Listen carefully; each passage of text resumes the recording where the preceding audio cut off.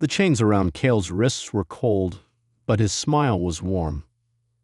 He walked with his head held high, even as the elven guards pushed him forward through the marble halls of Virlander, the shining capital of the Elven Empire. Gold and silver banners hung from the tall pillars, and the air smelled of sweet perfume and burning incense. Every step echoed like thunder in the quiet courtroom. The elves lined the walls, dressed in fine robes, their pale faces calm and proud. To them, this was a day of justice. A day to remind the world that humans knew their place, low, silent, and grateful. Cale was not grateful. He had lived all his life under elven rule. Born in the human slums of the southern valleys, he had seen his people beaten for speaking too loudly, jailed for owning forbidden books, and executed for asking questions. The elves called it peace. Cale called it a cage with golden bars. At the center of the court stood the high conclave, 5 ancient elves wrapped in robes of fire silk. Their voices were like music, smooth and perfect, as they listed Cale's crimes. Inciting rebellion, theft of magical relics, blasphemy against the high elven crown. They expected him to beg, to cry, maybe to curse them, just to prove their point. Cale did none of that. He stood tall, his dark eyes shining with something the elves hadn't seen in a long time. Hope. "Do you deny your crimes?" one of the conclave asked, her voice as sharp as broken glass. Cale chuckled. "I don't deny anything. I planned every step." Gasps filled the court. Even the guards behind him stiffened. He turned his head, speaking not to the rulers, but to the human servants standing in the shadows. "You all think this is the end, but it's the beginning. You think I'm alone. I'm not. I'm the match. You're the fire." One of the judges slammed his staff on the floor. "Silence him." But it was too late. His words had already spread. A few of the humans in the room looked up for the first time, their backs a little straighter. One even smiled. Cale's smile grew. This is what he wanted. Not escape, not mercy, a spark. The elves had brought him here to make an example, but in their pride they had made a mistake. They had given him a stage. As the guards dragged him back toward the prison cells beneath the court, Cale whispered to himself, "Now, let's see how well they sleep tonight."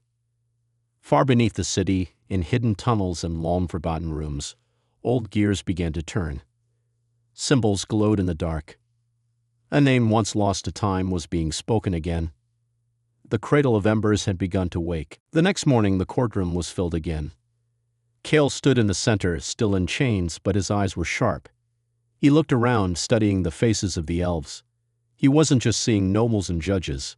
He was watching how they moved, how they whispered, how they looked at each other.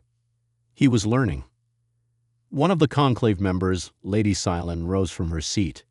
Her long silver hair was braided with gold, and her voice was calm but cold. "You speak proudly of rebellion, human," she said. "But rebellion is nothing without power. You are dust under our boots." Cale tilted his head.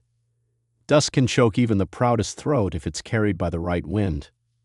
That earned a few gasps. A younger elf near the side of the room frowned. Cale noticed. He had seen that expression before doubt. Lady Silent stepped closer. "Tell us, Cale Dernhart, why spread such lies? What is this nonsense about a cradle of embers?" Cale smiled again, slow and steady. "Lies are funny things. You can dress them in fine words, but they're still naked when truth walks in." The courtroom murmured. The conclave ordered silence, but the damage was done. Whispers had already started in the corners. The elves had tried to make this trial a symbol of control, but Cale was turning it into something else. He was using their stage to sow seeds of fear and, more dangerously, questions. A young elven scribe near the wall dropped his ink pen.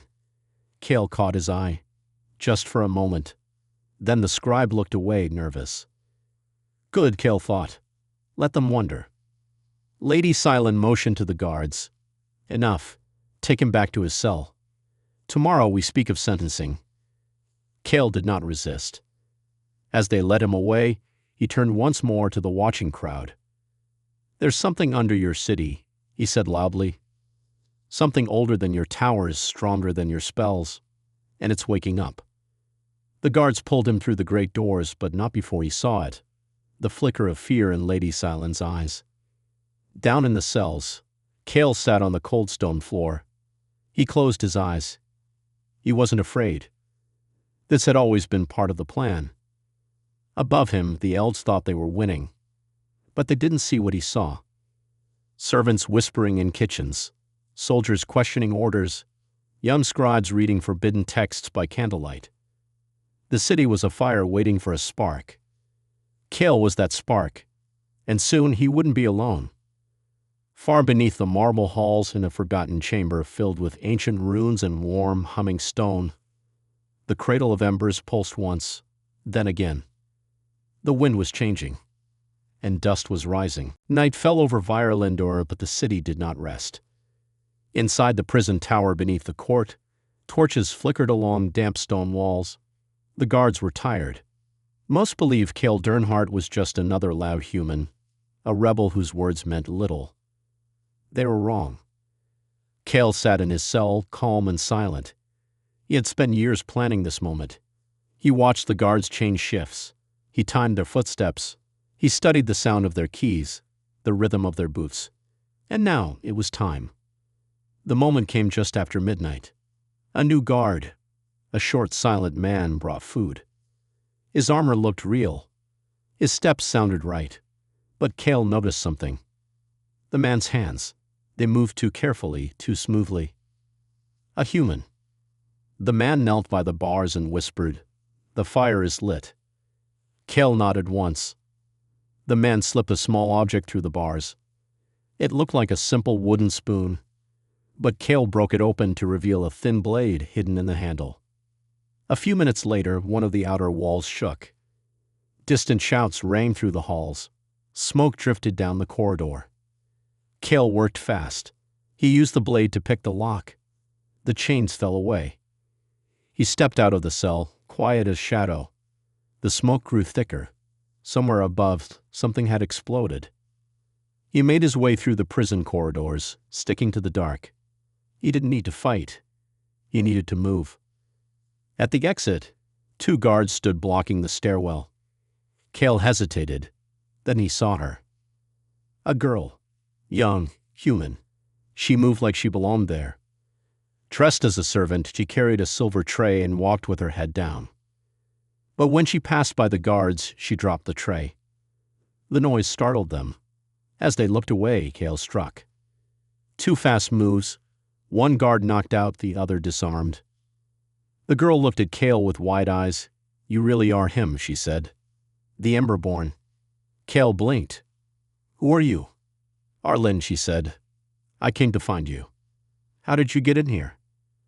She pulled back her sleeve to show a mark glowing on her wrist, a small burning symbol, the same as the one Cale had seen in the ruins years ago. His heart beat faster. "I follow the signs," Arlen said. "The cradle called to me. It calls to you too." Cale nodded slowly. "Then let's answer it." Together, they climbed through the smoke-filled stairwell and vanished into the night. Behind them, the prison burned. The city guards scrambled. The court panicked. The elves thought they had crushed the fire. But they had only scattered the embers. And now 2 of them had found each other. The rise of the forgotten had begun. Cale and Arlen moved through the deep forest, far from the shining towers of Virelindor.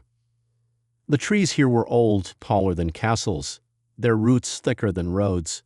Moss covered everything. Birds called in the distance, and strange lights danced in the fog. Few dared to enter the Everglen, and that was why Cale had chosen it.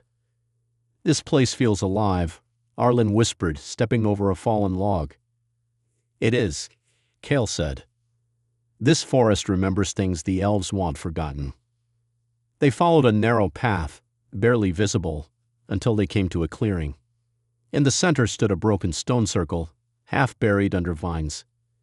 Cale knelt and brushed away the dirt. The same symbol that burned on Arlen's wrist was carved into the stone. "This is it," he said softly. "This is where it sleeps." Arlen looked at the stone. The cradle. Kale nodded. A forge older than Elven rule. Our people made it long ago, when we shaped power with will, not magic. He placed both hands on the stone and closed his eyes. Arlen did the same. The mark on her wrist began to glow brighter. Suddenly, the ground trembled. The vines pulled back, and the stone circle opened like a door. A soft red light shone from below. They climbed down a spiral staircase carved into the earth. Warmth filled the air like the heat of a campfire. At the bottom, they entered a wide chamber. The walls pulsed with dim orange light, like breathing stone. In the center stood a strange machine, half metal, half crystal. It glowed faintly like embers in a dying fire. Arlen stepped closer. "It's beautiful." Kale stared at it, heart pounding. This was the cradle of embers, the heart of human will. "It doesn't give power like elven magic," Kale said. "It unlocks what's already inside. It sharpens the spirit. It binds courage to action." Arlen reached out. "Then let's wake it." As her hand touched the surface, the machine pulsed bright red. A hum filled the chamber. The air grew thick with energy, but not magic. It felt like strength, like the calm before a storm. Kale stepped forward and touched it too. Images rushed through his mind. Human cities of stone and fire, lost battles turned into victories, people standing together, unafraid. He opened his eyes and something had changed.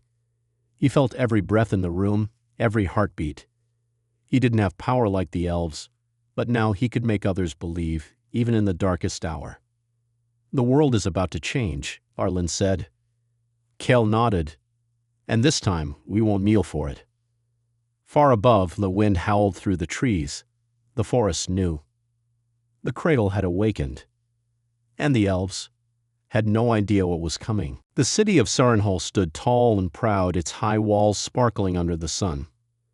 For centuries, the elves had built this fortress as a symbol of their power, a place where no rebellion could ever take root. But now, Kale and Arlen looked up at those walls with new eyes. The storm-bound pact was ready. Kale stood before his army, a mix of humans, beastkin, and outcast elves who had chosen to stand with the rebellion. His voice was steady as he spoke. "We fight not just for ourselves," Kale said, "but for all who have been silenced. Today, we break the chains, not just on our bodies, but on our spirits." A cheer rose up, loud and fierce. The soldiers raised their weapons high, ready for the battle ahead. The siege began at dawn. Kale's forces didn't rush in blindly. They moved like a shadow, using secret paths and hidden tunnels beneath the fortress. Humans knew how to survive in the dark, something the elves had forgotten. Arlen led a group to disable the magical wards that protected Sarenhol.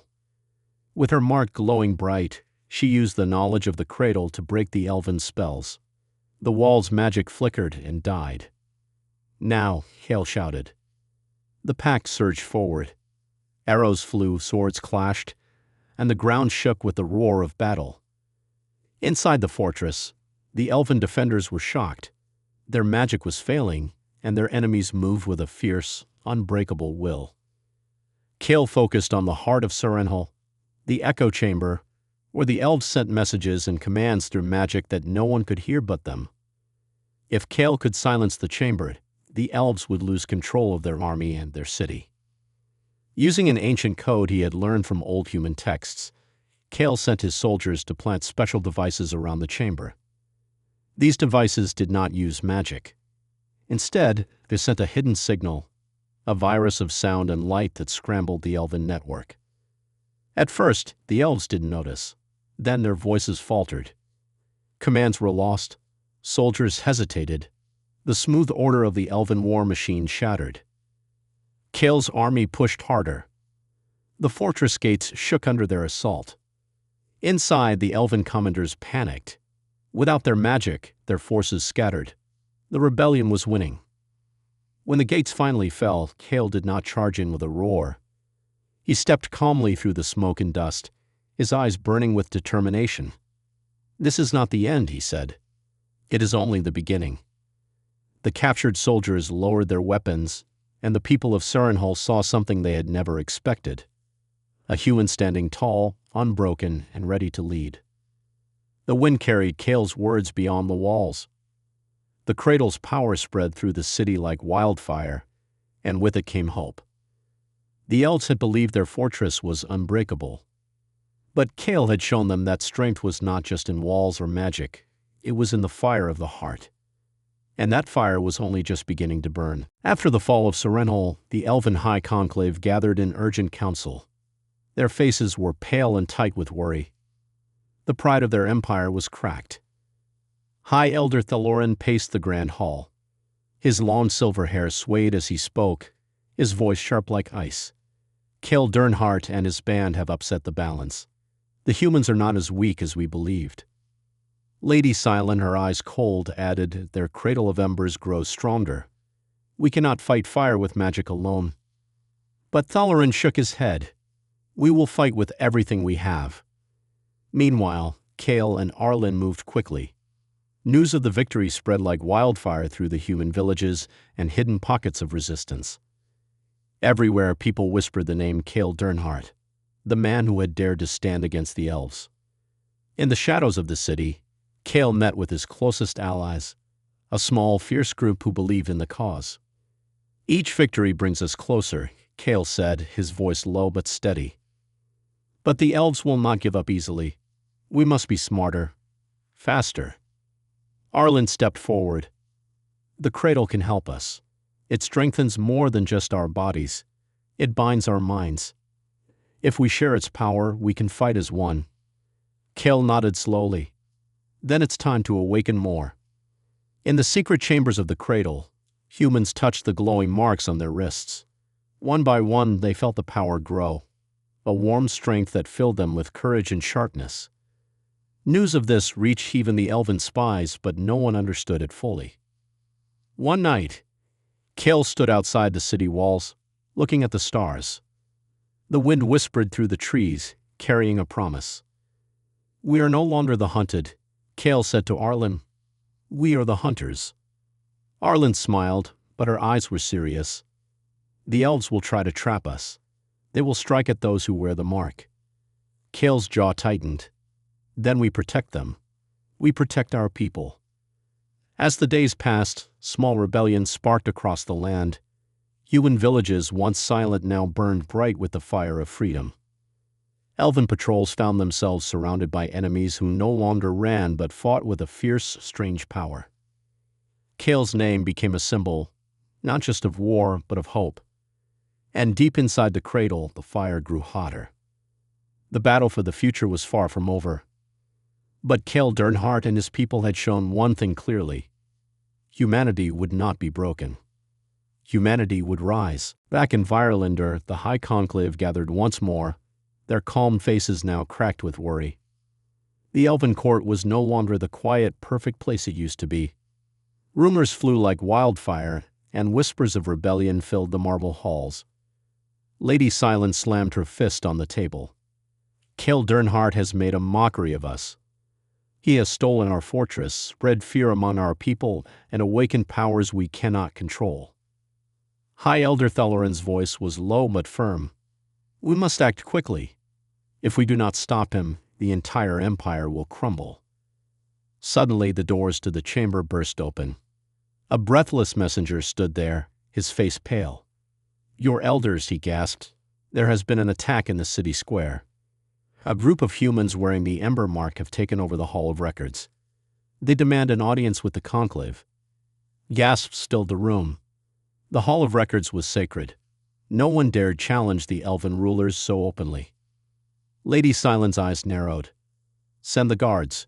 Crush this rebellion before it spreads. But High Elder Thaloran shook his head. No, this is a test.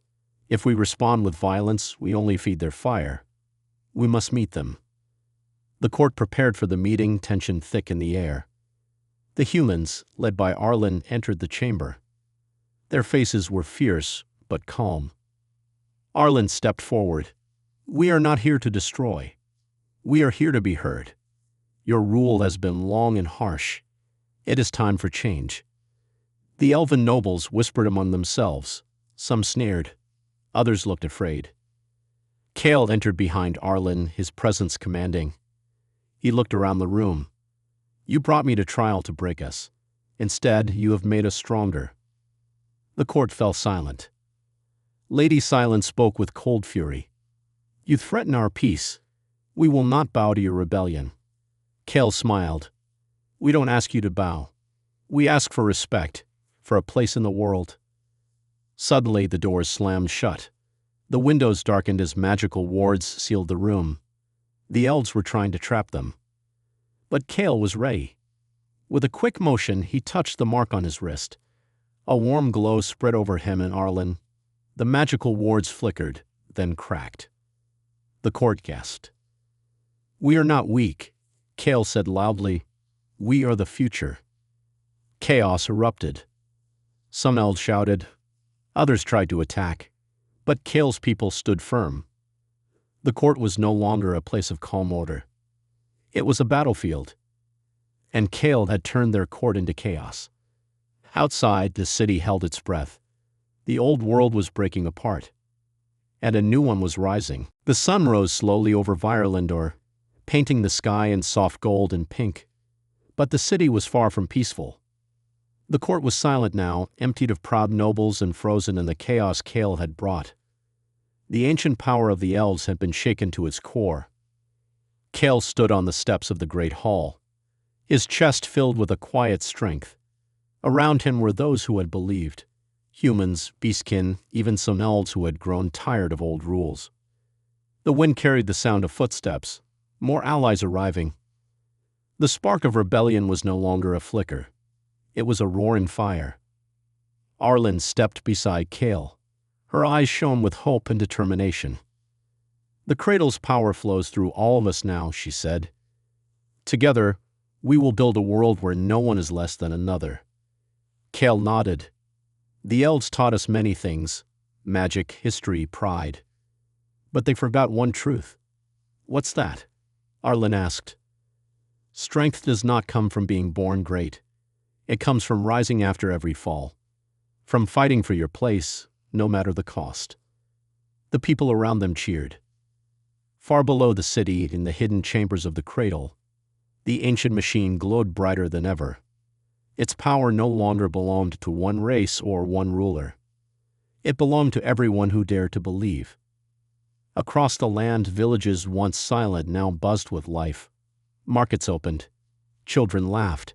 People worked side by side, sharing stories and dreams. The Elven High Conclave had not vanished. They were learning slowly that power was not about control, but about balance. High Elder Thelorin met with Cale in the ruins of the court. No longer enemies, but cautious allies. Perhaps, Thelorin said, there is wisdom in your rebellion. Cale smiled. There is strength and understanding. And it's time we all grew stronger together. The world was changing. The age of elven rule was ending. The age of humanity, and all who fought beside it, was beginning. And in the hearts of those who dared to dream, the fire would never go out. This was only the beginning.